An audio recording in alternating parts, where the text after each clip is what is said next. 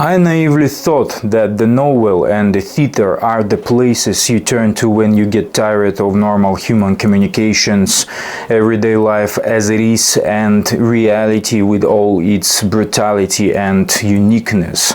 That the movie should reflect the real world with its vices to teach you how to avoid them. That it is only in the novel and theater that reality is exaggerated to the state of delirium and the relationships between people are brought to absurdity. That's why theater becomes a vestige, a mere amusement for bored intelligentsia. That's what I thought until I saw this, I am afraid to say, creation. A theatrical production smeared on the screen for 2 whole hours.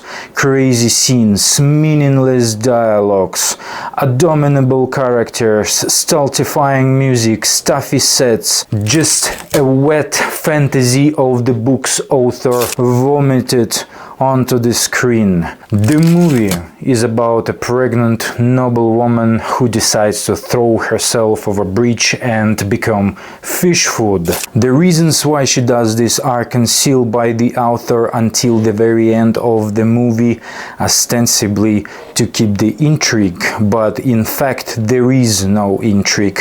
It is clear to everyone and is absolutely indifferent for what reasons she does it. After all, what else could happen to a woman from high society so that she would decide to smash herself on the surface of the water by jumping off the bridge? Of course, unhappy love and coffee with croissants for breakfast every day. So, she jumps off the bridge, but she doesn't die because there is a crazy doctor who practices stitching the heads of geese on dogs and the dogs' heads on geese. He finds the girl, seemingly dead or not, removes the baby out of her, then takes the brain out of the baby, extracts the woman's supposedly dead brain, and eventually she is implanted with the brain of her own child. So much for advanced surgery. Therefore, she comes to life, her mind is either childish or imbecilic. She urinates on herself, throws food, hits everyone in the face, and as soon as she matures a little, which happens very quickly, she starts masturbating and inserting vegetables into her body. Her interest in the world wakes up very early and she begins to learn about it for some reason through a lot of penises. First, she becomes a kept woman and then a prostitute.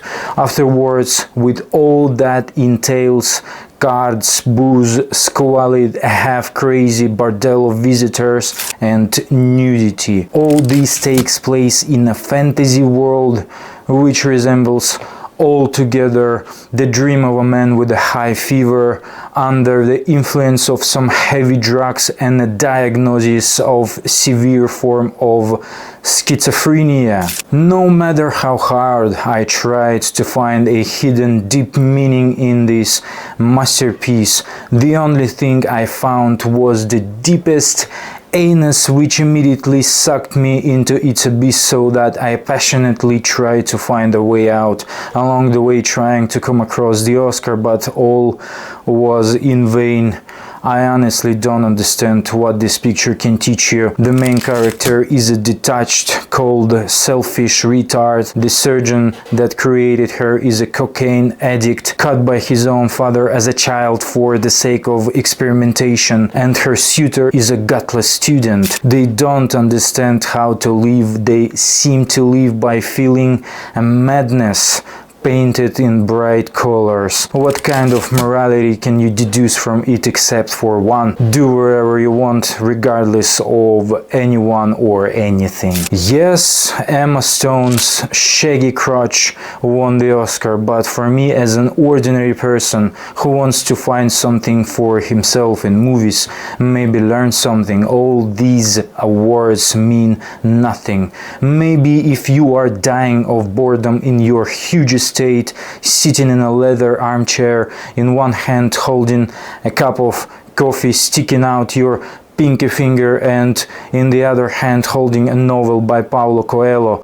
If you are a frequenter of theatrical productions, then maybe this movie is for you, but for me personally, it is just an incoherent stream of consciousness, something like, you know, those art exhibitions with paintings depicting animals, plants and people fused together, where visitors with languid faces and champagne in their hands walk around and quietly admire these creations.